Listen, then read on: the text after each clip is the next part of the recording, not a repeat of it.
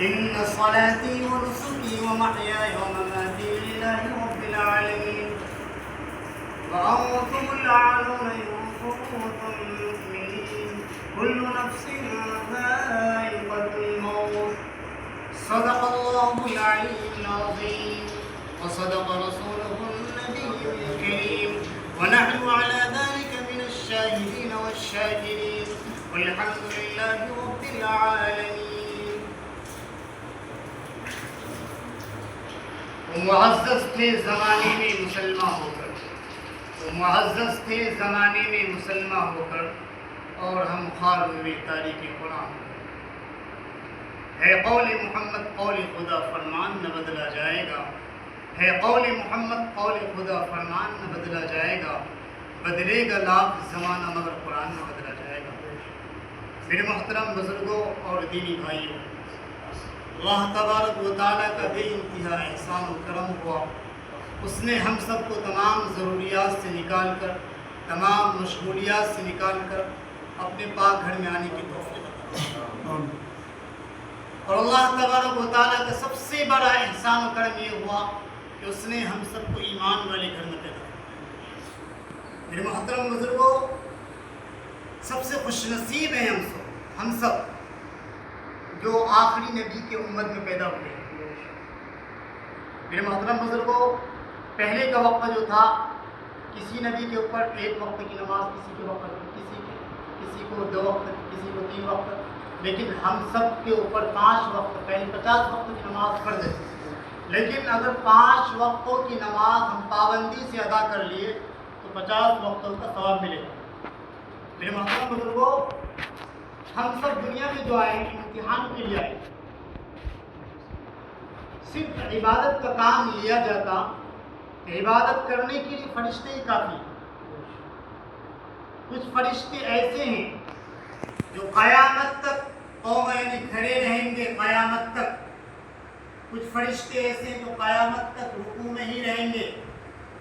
کچھ فرشتے ایسے ہیں جو قیامت تک سجدے میں رہیں گے. میرے محترم بزرگوں، دین کا کام لینا ہوتا تو ان کے لیے فرشتے کافی تھے، لیکن ہم اور آپ سب جو آئے ہیں دنیا میں امتحان کے لیے آئے.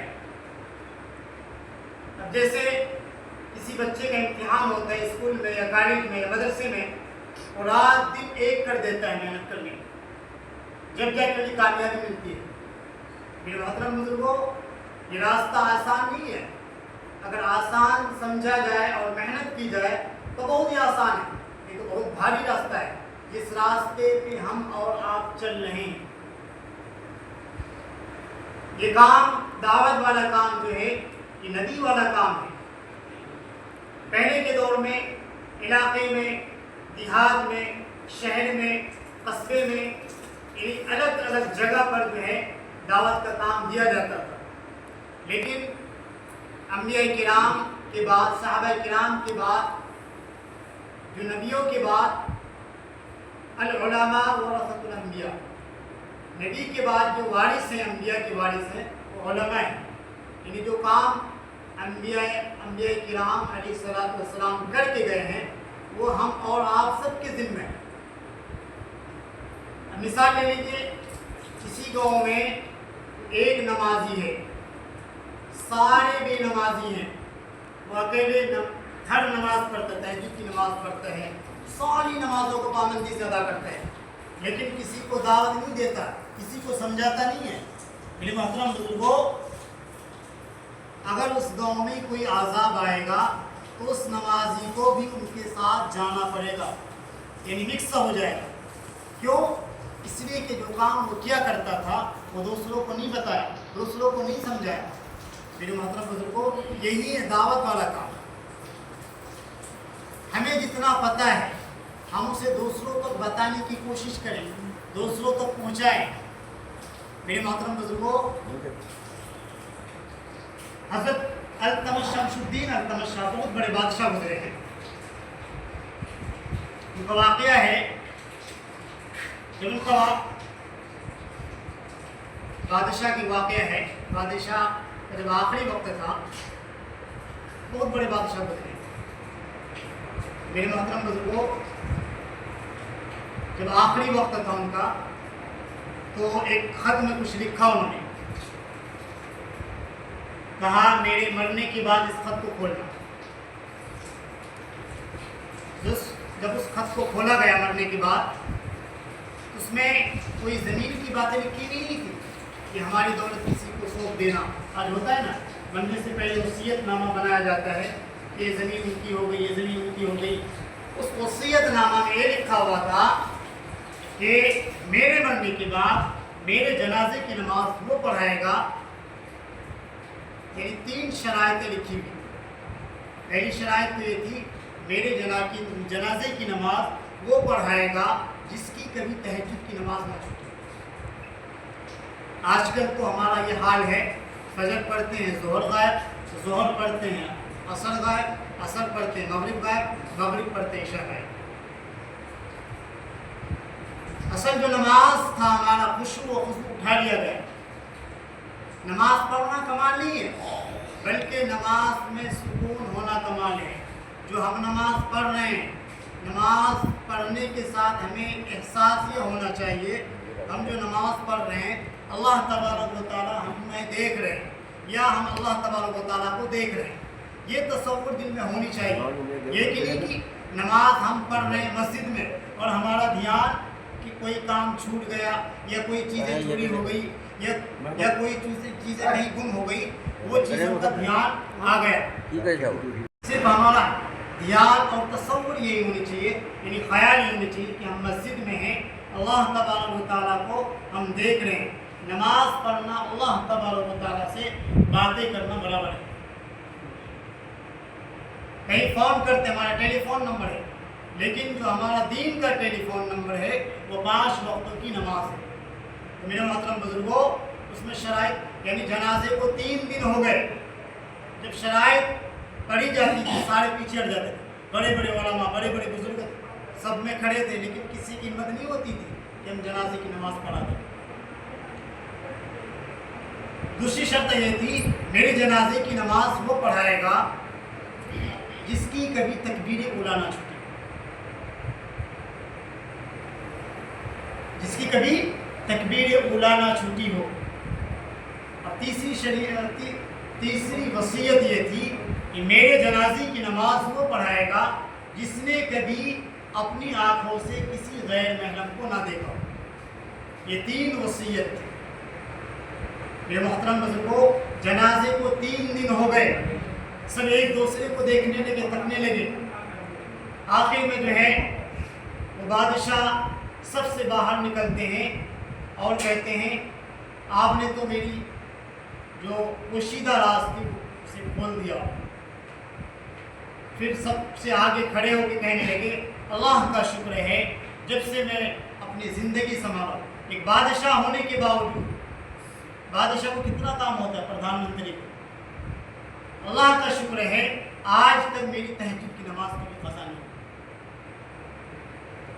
دوسری وصیت کہ اللہ کا شکر ہے آج تک کبھی میری تکبیر اولیٰ نہیں چھوٹی۔ تیسری وصیت اللہ تبارک و تعالیٰ کا شکر ہے آج تک میں نے آنکھوں سے کسی غیر محرم کو میں نے نہیں دیکھا۔ میرے محترم بزرگوں، نماز پڑھنا کمال نہیں ہے۔ شیطان سے بڑا عالم کوئی نہیں گزرا دنیا کے اندر۔ آسمان و زمین میں کوئی ایسی جگہ خالی نہیں ہے جہاں شیطان نے سجدہ نہ کیا ہو۔ ایک تو غلطی کی تھی انہوں نے، اس جدو یعنی آدم علیہ السلام کو سجدہ نہیں کیا، ان کو شیطان کا طوق پہنا دیا گیا، ہمیشہ کے لیے شیطان کا لقب دیا گیا۔ ہم تو ہزارہاں غلطی کرتے ہیں میرے محترم بزرگوں۔ اللہ تبارک و تعالیٰ 70 ماؤں سے زیادہ محبت کرتے ہیں۔ سارے راستے بند ہو گئے، لیکن ہمارا جو ایک ہی راستہ کھلا ہوا، وہ کون سا راستہ ہے؟ دین کا راستہ ہے۔ پڑھائی کی کوئی عمر نہیں ہوتی ہے۔ اب انسان یہ سوچے کہ ہماری عمر زائد ہو گئی، زبان نہیں پلٹے گی، کیسے پڑھیں گے؟ ہر چیزوں کے لیے ایک وقت متعین کر دیا گیا ہے، ایک جگہ متعین کر دیا گیا ہے۔ اب کہیں جائیں گے، جانے سے پہلے اپنی सवारियों का इंतज़ाम करेंगे, कपड़े और भी जो साजो सामान है उसे लेंगे, उसके बाद सफ़र में निकलेंगे। इसी तरीके से जो असल ज़िंदगी है हमारा वो आखिरत की ज़िंदगी है। ये तो चंद दिनों की ज़िंदगी है। एक दिन मरना आखिर मौत है, कर ले जो करना आखिर मौत। कुल्लु नफ्सिन ज़ाइक़तुल मौत, हर नफ्स को मौत का मज़ा चखना है। हज़रत सुलेमान अलैहिस्सलाम के ज़माने में एक शख्स ने ख्वाब देखा कि मलकुल मौत उनकी रूह कब्ज़ कर, उनको घबराहट हो गई। सुलेमान अलैहिस्सलाम से कहा हमें ऐसी जगह भेज दीजिए, यानी हिंदुस्तान भेज दीजिए जहाँ हमारा वो कब्ज़ ना हो। सुलेमान अलैहिस्सलाम ने कहा कहीं भी चले जाओगे रूह कब्ज़ तो होकर रहेगी।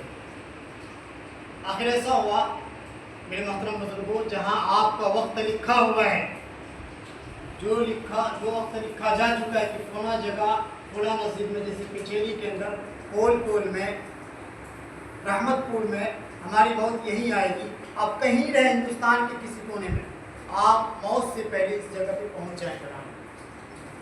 तो ऐसा ही हुआ, जब वो हिंदुस्तान जैसे पहुंचा तो मलकुल मौत फौरन ऊपर से गया। इसलिए मेरे मोहतरम बुजुर्गों, वक्त किसी का ध्यान नहीं रखता, बल्कि वक्त का ध्यान हमें रखना है। अभी जो वक्त है ये वक्त क़यामत तक नहीं आएगा। सारी चीज़ें आ सकती है, लेकिन जो वक्त जा चुका है, ये वक्त जा रहा है, ये वक्त नहीं आएगा।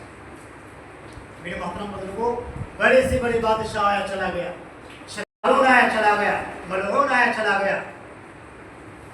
मेरे मोहतरम बुजुर्गों, शद्दाद ने दुनिया में ही जन्नत बनवाई, लेकिन क्या हुआ, जन्नत तो बना दी लेकिन मोहलत नहीं मिली देखने। एक पाँव जन्नत के अंदर, एक पाँव जन्नत के बाहर। इसलिए मेरे मोहतरम बुजुर्गों, अभी हमारे पास वक्त है कुछ करने का, कुछ दिखाने का, कुछ समझाने का, कुछ समझने का। इसलिए मेरे मोहतरम बुजुर्गों, अगर हमारा रास्ता ये जमात वाला रास्ता नहीं होता तो बहुत दिक्कतों का सामना करना पड़ता। बहुत सारे हजरात ऐसे हैं 40 साल 50 साल होने के बावजूद सूरह फातिहा तक सही तरीके से याद नहीं है। एक शख्स का वाक़या है, मियाँ बीवी में लड़ाई हुआ करती बहुत ज़्यादा। तो उन्होंने सोचा अगर मैं पढ़ा लिखा होता, कुछ जानता, कुछ समझता, तो आज हमारी लड़ाई नहीं होती। उनके दिल में एक तसव्वुर आया, ख्याल आया कि कहीं जाके तालीम हासिल करें। मेरे मोहतरम बुजुर्गों, घर से बिन बताए निकल गया। जब निकल गया, जब मदरसे में पहुंचा, बड़े होने के बाद ज़बान जो है मोटी हो जाती है, यानी तलफ़्फ़ुज़ कुछ निकाला जाता है लेकिन ज़बान से निकलता कुछ और है। तो जब हर्फ निकालना शुरू किया तो बच्चे मजाक उड़ाने लगे। फिर उसी जगह से, उसी मदरसे से वापस हो गए। जब वापस हुए, रास्ते में देखा एक कुआं है। उस कुएं से एक औरत अपने खुफ़ैन से दुपट्टा को बांध कर पानी निकाल लिया डोल की जगह पे। जब उन्होंने दूर से देखा ये नज़ारा, उनके दिल में तसव्वुर आया, ख़याल आया, जब इस मेहनत से, इस मुशक्क़त से ये पानी निकाल सकती है, क्या अगर हम मेहनत करेंगे तो हम कामयाब नहीं हो सकते। मेरे मोहतरम बुजुर्गों, उसी कुएँ के पास से, उसी जगह से वापस चले गए, दोबारा पढ़ने लगे। आज भी वाक़यात के अंदर मौजूद है, बहुत सारी किताबें की मौजूद है जो मौलवियत में पढ़ाई जाती किताबें। मेरे मोहतरम बुजुर्गों, पढ़ाई की कोई उम्र नहीं होती है। बताया जाता है इसमें कुरान करीम को देखा भी, देखना सवाब है, पढ़ना सवाब है, सुनना सवाब है। इसलिए मेरे मोहतरम बुजुर्गों, अगर इंसान कोशिश करेगा तो आराम से तालीम हासिल कर सकता है। कोशिश करने का रास्ता हमारा जमात का है। अगर जमात में नहीं जा सकते हैं, अल्लाह का शुक्र अल्हम्दुलिल्लाह, आजकल हर मस्जिद में इमाम साहब, उनके पास वक्त है 10 मिनट 15 मिनट रोज़ाना के अतबार से। अगर 10 मिनट भी वक्त देंगे तो आराम से आप 1 साल के अंदर कुरान करीम को सीख सकते हैं। हदीस है, मन तअल्लमल कुरान व अल्लमह, तुमसे सबसे आला, सबसे अल्फा, सबसे आला तरीन शख्स वो है जो कुरान करीम को सीखे और दूसरों को सिखाए। दुआ कीजिए कि अल्लाह तबारक व तआला हम सब को कुरान पाक की दौलत से मेरे मोहतरम बुजुर्गों, نماز پڑھنے کے لیے، نماز کو سمجھنے کے لیے قرآن کریم کا صحیح ہونا ضروری ہے۔ حدیث ہے جس نے قرآن پڑھا اور اس پر عمل کیا، اس کے والدین کو کل قیامت کے دن سورج سے بھی زیادہ روشن تاج پہنایا جائے گا۔ غور کرنے کا مقام ہے کہ ان کے والدین کو اس کی۔ میرے محترم بزرگوں، قرآن کریم کا واقعات حدیثوں میں قرآن کریم میں بھرا ہوا ہے۔ 4 کتابیں آئی، آسمانی کتابیں، توریت، انجیل، زبور، قرآن کریم۔ توریت میں بھی لوگوں نے رد و بدل کر دیا، انجیل میں بھی لوگوں نے رد و بدل کر دیا، زبور میں بھی لوگوں نے رد و بدل کر دیا، لیکن قرآن کریم کا وعدہ خود خالق کائنات نے لیا ہے۔ اس کا ایک زبر بھی لوگ کوئی بدل نہیں سکتا، کتنوں کوشش کر لیں، ایک زبر تک ان کا بدل نہیں، ایک حرف تک بدل نہیں سکتا۔ میرے محترم بزرگوں، قرآن کریم کا واقعات ہے، ایک مزدور تھا، بہت ہی غریب تھا، یعنی روزانہ جتنا کماتا تھا اتنا وہ خرچ کرتا تھا۔ ایک روز مارکیٹ سے مزدوری کر کے واپس جا رہا تھا، دیکھا ایک دکان میں کافی بھیڑ لگی ہوئی۔ جب وہ گیا دیکھا موٹی موٹی کتابیں رکھی ہوئی ہیں، معلوم نہیں تھا قرآن کریم کی۔ لوگوں سے معلوم کیا، اس دکاندار سے معلوم کیا یہ کون سی کتاب ہے، ان کو بتایا قرآن کریم ہے۔ دنیا کی ساری چیزوں کو ایک طرف، اس کتاب کو، اس قرآن کریم کو ایک طرف، پھر بھی مقابلہ نہیں کر سکتا۔ ان کو واقعات کو بتلایا گیا کہ قرآن کریم کا مرتبہ بہت اونچا ہے، اس سے بڑھ کر کوئی کتاب نہیں ہے۔ ان کے دل میں تصور آیا کیوں نہ آج جو مزدوری ہم نے کی ہے، اس مزدوری کا قرآن کریم کو ہدیہ دے دیا۔ میرے محترم بزرگوں، جتنا محنت کیا تھا، جتنا مزدوری کیا تھا انہوں نے، ان پیسوں کا انہوں نے قرآن کریم کو ہدیے میں لے لیا۔ اب بچے گھر پہ انتظار کر، ان کی بیوی انتظار کر رہی، کچھ کما کے لائیں گے اور بچوں کو کچھ کھلاؤں گی۔ آج کل کی طرح یہ نہیں تھا کہ ہم روزانہ گوشت کھا رہے ہیں، اچھے اچھے کپڑے پہن رہے ہیں۔ آج کل ہمارے پاس اتنے کپڑے ہیں، خود پتہ نہیں ہمارے پاس کپڑے کتنے ہیں۔ پہلے ایک کپڑے کو ہفتے 15 دن تک پہنا کرتے تھے۔ جب گھر پہ آئے، بیوی کہنے لگی لائے آج کی مزدوری لائے، بچے صبح سے بھوکے ہیں، کچھ سامان لایا جائے اور بچوں کو کھلایا جائے۔ ان کا شوہر کہتا ہے کہ جو میں نے آج کمایا تھا ان کا میں نے کچھ دین کی کتابیں لے لی، اور جو چیزیں میں لایا ہوں شاید کہ دنیا کے اندر اس سے بڑھ کر کوئی چیز نہیں، جس کے اندر یہ چیزیں پائی جائیں گی ان کے اندر اس سے بڑی دولت کوئی چیز نہیں، کوئی دولت نہیں ہے۔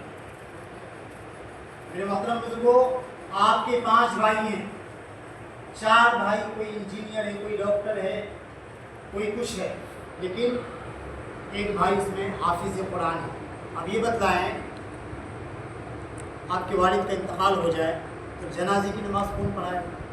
انجینئر پڑھائے گا یا ڈاکٹر پڑھائے گا؟ میرے محترم بزرگوں، کوئی حافظ قرآن پڑھائے گا۔ اس لیے انجینئر بننا، دنیا کی پڑھائی کرنا اچھی بات ہے، لیکن ان کے ساتھ ساتھ قرآن کریم کو پڑھنا بھی ضروری ہے۔ میرے محترم بزرگوں، ان کی بیوی کہنے لگی بچے تو صبح سے بھوکے ہیں، ایک کام کرو، بچوں سے کہہ دو کہ کل گوشت آئے گا، گوشت سے تم کھا لینا۔ بچے سمجھدار تھے، صبردار تھے، بچے سمجھ گئے تو آرام کرنے لگے، سو گئے۔ اب قرآن کریم کو گھر تو لے آئے، اب اس قرآن کریم کو رکھا کیسے جائے؟ میرے محترم بزرگوں، قرآن کریم کا احترام کرنا بھی بہت ضروری ہے۔ اب دونوں میں مشورہ ہوا کہ نہ تاگ ہے گھر کے اندر، نہ کوئی چیز ہے رکھنے کے لیے، تو ایسا کریں کہ آدھی رات قرآن کریم کو آپ رکھیں اور آدھی رات قرآن کریم کو ہم رکھیں گے۔ تو دونوں کا مشورہ میں طے ہوئی بات، اور آدھی رات شوہر نے رکھا اور آدھی رات قرآن کریم کو بیوی نے رکھا۔ حدیث میں بتلایا جاتا ہے، واقعات کے اندر، کہ اس قرآن کریم کو رکھنے کی برکت سے دونوں میاں بیوی پورے رات میں حافظ قرآن بن گئے۔ سبحان اللہ! کیا مرتبہ ہے قرآن کریم کا، کیا شان ہے میرے محترم۔ اس لیے میرے محترم بزرگوں، اگر آپ کے خاندان میں، اڑوس پڑوس میں کوئی عالم ہے یا کوئی حافظ ہے، ان کا ادب کرے، ان کا احترام کرے، ان کی عزت کرے، چاہے ان کا نیچر جو بھی ہو، لیکن ان کے سینے میں قرآن کریم تو ہے، اور خود کریں کوشش سیکھنے کی۔ مسجد کے عادات کے ایک واقعات ہے، ایک گاؤں تھا، یعنی اس گاؤں کا حالات یہ تھا مسجد بنا دی تھی لیکن نماز پڑھنے کے لیے کوئی نہیں آتے تھے. آج کل ہوتا ہے نا. اور شاعر بھی کہتا ہے کہ پہلے مسجدیں تھیں کچی تو پکے تھے نمازی, اب مسجدیں ہیں پکی تو کچے ہیں نمازی. وہی حالات تھا اس گاؤں میں. جب ایک بزرگ تھا, جب اس گاؤں میں گزر ہوا ہیڈ ہے کیا ہوا 8 بجے میں جماعت تھی. 8:15 بجے کہہ رہے کچھ ہے 8 بجے گزر ہوا. 12:30 بجے پہنچے. اب 12:30 بجے سے 1 بج گیا, 1:30 بج گیا, 2 بج گیا, 2:30 بج گیا. اب اذان ہو گیا, اذان ہو گیا, کوئی آنے کے لیے تیار نہیں. تو انہوں نے سوچا کہ چلو ہم ہی اذان دے دیتے ہیں. جب اذان دیے, محلے کے عورتیں, بچے, بوڑھے, جوان سارے اکٹھے ہو گئے. بھیڑ لگ گئی دیکھنے کے لیے کہ کوئی بزرگ, کوئی اللہ والے مسجد کے اندر آئے ہیں, دیکھنے کے لیے آئے. یہ گھبرا گئے, شاید کہ اذان دی انہیں, پتہ نہیں کیا ہوگا نہیں ہوگا. تو بزرگ کہنے لگے آپ سب پہلے کیوں نہیں آئے تھے؟ کیونکہ آپ کی مسجدیں ہیں ماشاءاللہ, نماز کا وقت, اذان کا وقت تو پتہ ہونا چاہیے. کہیں ہم نے مسجدیں بنا دی ہیں, مسافر آتے نماز پڑھتے ہیں. جب انہوں نے نماز پڑھائی, لوگوں نے نماز پڑھی, تو لوگوں کا یہ کہنا ہوا کہ ہم آپ کو قیام اس حالت میں کرنے دیں گے جب ہمارے یہاں آپ نماز پڑھائیں گے. یہ شرط منظور ہو گئی. تو قیام کرنے کے بعد نماز پڑھایا انہوں نے. تو نماز پڑھا کے جب صبح فجر کی نماز ہوئی تو آپس میں مشورہ کیا گیا کہ ہم لوگ تنخواہ طے کریں گے اور یہ اکیلے ہی نماز پڑھیں گے, ہم لوگ دیکھیں گے بس. تو اس بزرگ نے کہا اگر میں نماز پڑھاؤں گا یا پڑھوں گا تو آپ سب کو بھی نماز پڑھنا ہوگا ساتھ میں. لوگوں نے کہا نہیں, ہمیں تو پڑھنا ہی نہیں آتا, ہم تو کچھ جانتے ہی نہیں, ہم پڑھیں گے کیسے. تو اس اللہ والے نے, بزرگ نے کہا ایک شرط پہ میں نماز پڑھا سکتا ہوں, امامت کر سکتا ہوں. آپ میں سے سارے جتنے حضرات موجود ہیں سب کو وعدہ کرنا ہوگا کہ آپ سب کو وقت دینا ہوگا نماز سیکھنے کے لیے. اس میں سے سارے جتنے بیٹھے ہوئے تھے اس میں سے ایک انسان, ایک شخص تیار ہوا کہ میں سیکھوں گا, میں سمجھوں گا, میں دینی تعلیم حاصل کروں گا. تو بات مکمل ہو گئی. اب کہا ٹھیک ہے, 1 گھنٹے کے بعد یا 2 گھنٹے کے بعد میرے گھر پہ آئیے, میں جب تک انتظام کر کے رکھوں گا. اب جب گھر پہ پہنچے تو اس بزرگ نے کہا کہ میں جو بولوں گا, جو میں پڑھوں گا وہی تمہیں پڑھنا ہے. اور سیدھے سادے لوگ تھے. اب جو ہے وہ بزرگ جو ہے بسم اللہ شروع کیے, وہ بھی شروع کیا. اب جب غلطی بیچ میں آئی, کہا یہ غلط ہے, تو انہوں نے بھی کہا یہ غلط ہے. انہیں آپس میں محاسبہ ہو گیا. تو جو لوگ دور سے دیکھ رہے تھے اس نظارے کو, انہوں نے سوچا دین پر چلنا اور دین کو سیکھنے کے لیے اتنی مشقت ہے کہ آپس میں مطلب لڑائی جھگڑا سب ہو جاتا ہے, تو ہم تو ایسے ہی بہتر ہے. میرے مطلب کو دین کو سیکھنے کے لیے, دین کو سمجھنے کے لیے محبت کا راستہ اختیار کرنا پڑتا ہے. ابھی آپ کے مسجد میں ماشاءاللہ جماعت آئی ہوئی ہے. جماعت کا کام ہے دین کو سمجھانا, دین کو سیکھنا. کیونکہ جماعت جو آتی ہے کہیں جاتی ہے دین کو سیکھنے کے لیے جاتی ہے, یعنی جو ان کے اندر یا ہمارے اندر جو کمی کوتاہی ہے اسے پورا کرنے کے لیے جاتی ہے. ہمارا یہ خیال ہے, تصور ہے کہ آپ کے مسجد سے جماعت نکلے جائے. تو آپ سب نام لکھوا دیں.